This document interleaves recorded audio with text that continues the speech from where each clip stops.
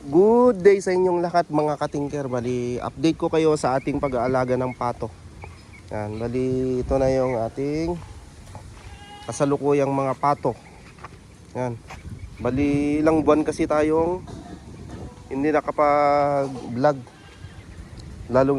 Lalong-lalo na dito sa ating pag-aalaga ng pato. So ayan yung mga inahin natin. Yan. Tapos yung mga kuwan natin, paitlogan natin doon is may mga laman yan. Mamaya check natin sila. Kasi halos lahat yan may laman eh. Meron lang mangilan-ngilan na bakante. Tapos meron pang mga ano dyan, susunod ng mangingitlog din. So ito yung mga napalaki na natin. Yan, yung mga iba dyan, yung mga dumalaga. Yan, meron ding mga lalaki na malilit pa. Yan, magiging barako.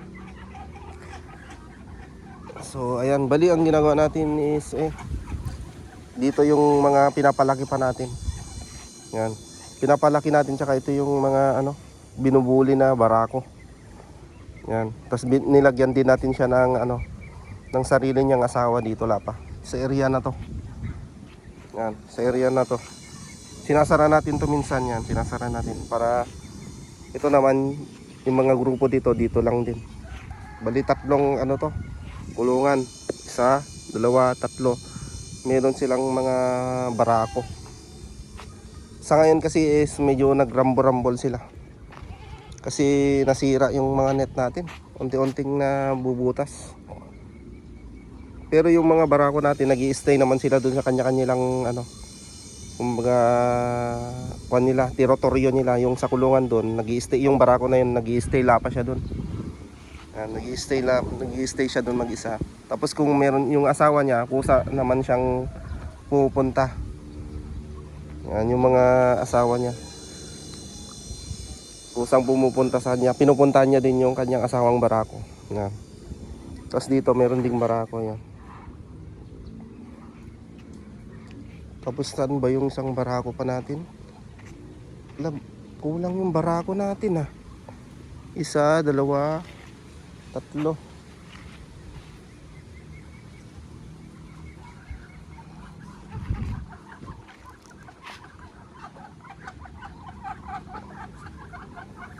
So ayun, tatlo nga pa yung ating barako. Kasi dinispose na natin yung pinaka-alpha natin dati. Yan, bali yan yung ating mga ano. Bali, meron tayong napisa kanina. Yan, ginawa natin dun sa itlogan dun. Namisa na siya, pero ano, mababa yung bilang ng napisa. Nasa 8 pieces lang. O 8 na ducklings lang yung kanyang napisa. Kasi first timer kasi itong mga kuan natin, inahin. First timer yung mga yan. First timer sila, kaya babawi tayo. Next breeding nila.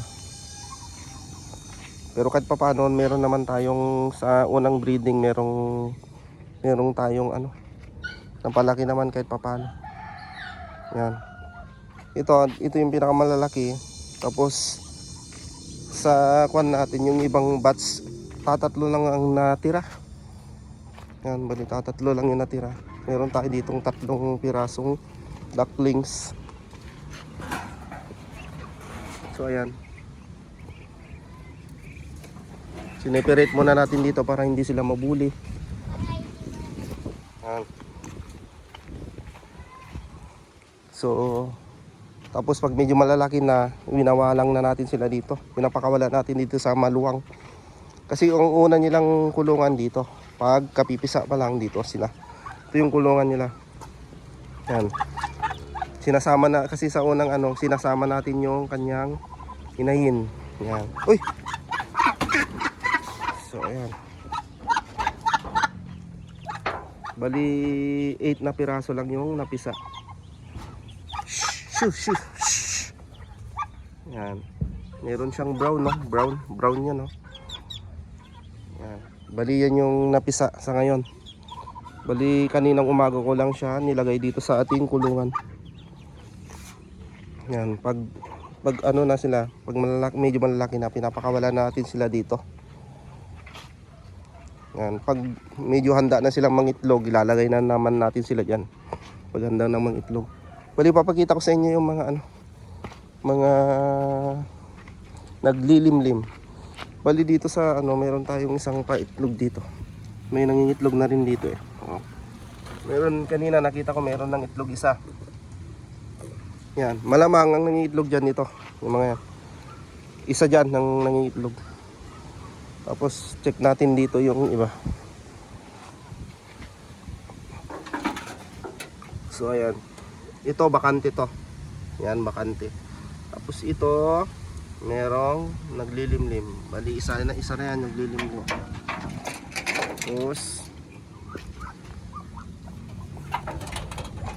pangalawa, meron ding naglilimlim. Pangatlo, meron tong naglilimlim, lumabas lang. Yan. Natakot sa atin, lumabas. Bali, isa, dalawa, tatlo. Tapos, dito sa kabila, silipin natin. Tatlo. Apat. Ay, hindi to. Bakit iisa ang nililimliman mo?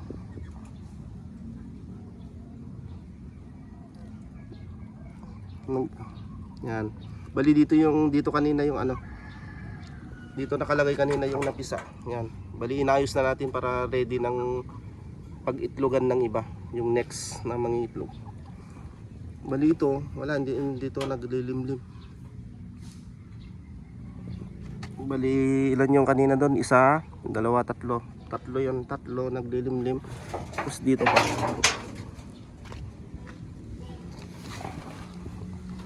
Apat, pang-apat yan. May naglilimlim. Pang-lima, yung brown yung pato na yan. Bali lima. May lima na dyan. Tapos merong isa dito naglilimlim. Anim lang pala yung naglilimlim. So ayan, bakante to, bakante. Meron tayong isang naglilimlim doon, bali anim na pan.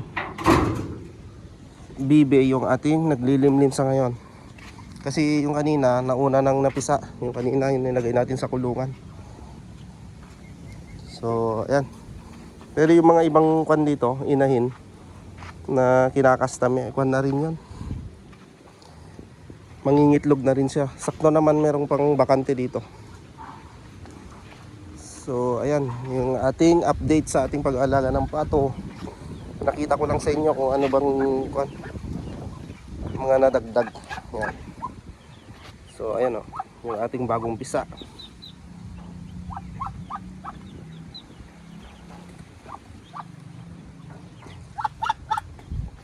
So ayan na yung ating mga pato. Yan. Sana umaasa tayo kahit ano nga lang, sana kahit taglilima lang nila.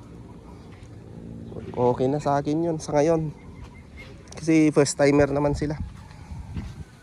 First timer lang sila sa anim. Oh. Sabihin mo na lang 5 doon. Tapos meron tayong anim dito, 30 pieces, 30, 35. Okay, ganun lang. Kahit ganun lang na mabuhay natin, okay na yun. Hindi mo na tayo umasa ng maraming napipisa kasi first timer sila eh. Bawi na lang tayo next breeding. Tapos nagkataon pa na maganda ang panahon, sigurado maganda yung kanilang pagbibreed at paglilimlim at pagpipisa ng kanilang mga itlog. Sa ngayon, ano muna tayo? Pagpasensyaan muna natin yung kung ano man yung mabuhay ngayon sa ngayon. Sakto mayroon pang dadating na bagyo. Super typhoon dito sa atin, kaya pag alam na nating malapit na is natin tong mga pato natin, safety natin yan, gagawa natin ng paraan para safety sila sa bagyo. Yan, lalong lalo na yung ating mga sisiw. So yun lang mga katingger, maraming salamat sa panonood. Yan, mag-subscribe na rin kayo para updated kayo sa ating mga next video. Yan.